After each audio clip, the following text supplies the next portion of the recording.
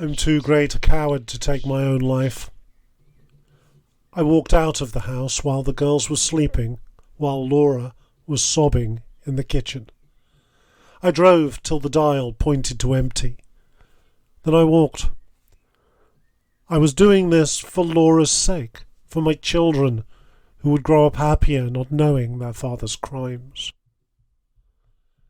I expected to be overtaken by the police, but the mist lasted until nightfall, which is when I arrived at the river and the boat.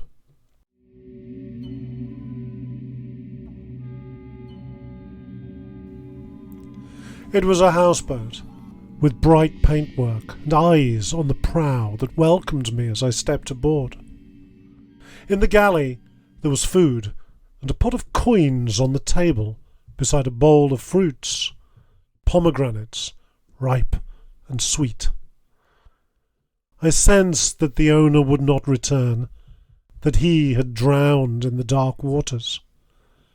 Despite this suspicion, I slept soundly for the first time in years, grateful for the shelter.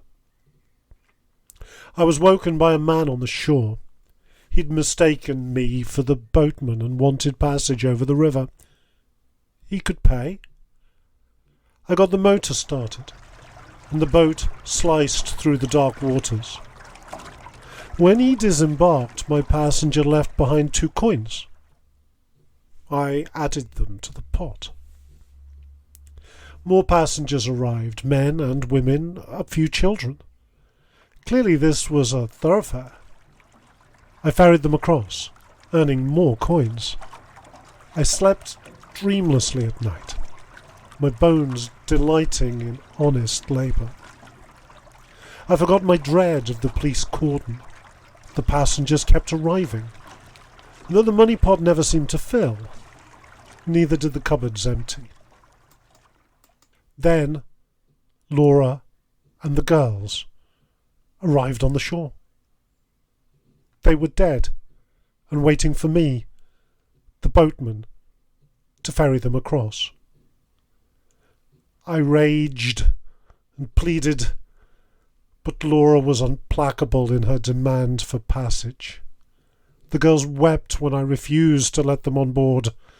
The crowd on the shore grew. I refused them all. None would cross. Nor has any crossed since.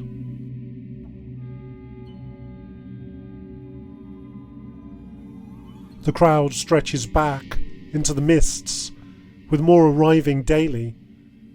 I fear the anger of the dead, but I'm doing this for Laura's sake, for my children.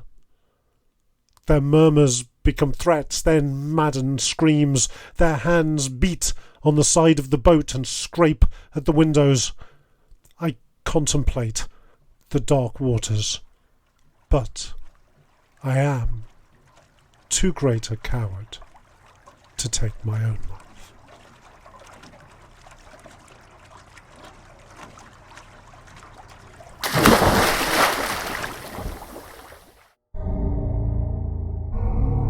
If you enjoyed The Boatman, read more Daily Ghost Stories, and please like and subscribe.